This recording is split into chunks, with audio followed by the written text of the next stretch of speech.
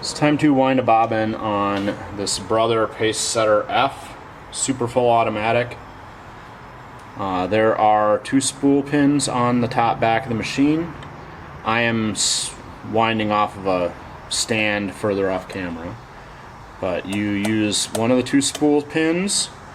I believe this machine supports twin needle sewing, so if you want to do twin needles, obviously you get 2 spool pins. The bobbin winder button is here, combined with the rear thread guide for threading, like a lot of Brother schemes. There are 2 notches in this guide.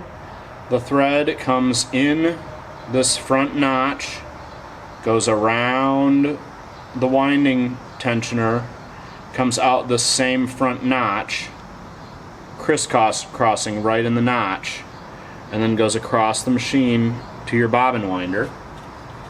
The bobbin winder snaps into place, and it's got the clutch nut on the end that you unscrew to loosen for winding.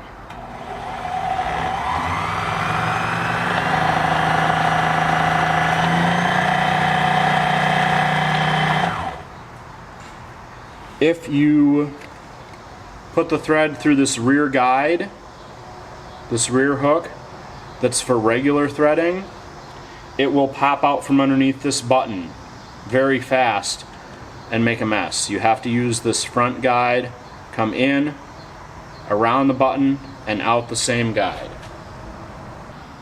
You thread this Pacesetter F. We're going to go in the very first rear guide on this button winding bobbin bracket and thread guide.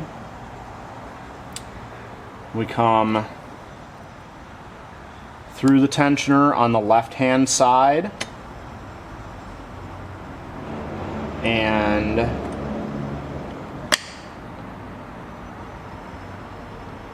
come underneath the take-up spring from the tensioner. On the left hand side of the take-up arm, we loop around to the right and come out the right hand side of the take-up arm. And then there is a thread guide on the front of the machine, one on the needle bar, and then the machine threads from front to back.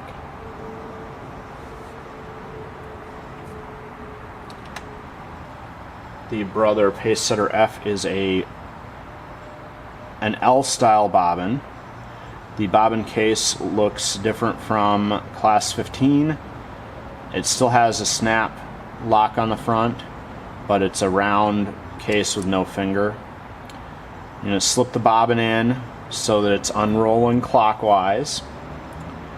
The top of the case has this gap in it, and then on the right edge there's a hook slot for the thread to slot in and then pull out from underneath the bobbin tension spring. And now we have our bobbin case top again. There is a tiny spiral thread guide on the front to keep our bobbin thread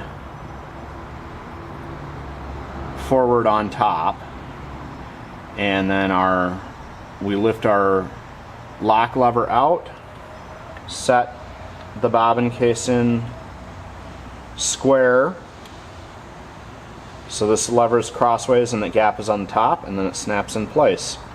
And I always tug on my bobbin thread to make sure that I've got the case locked in properly.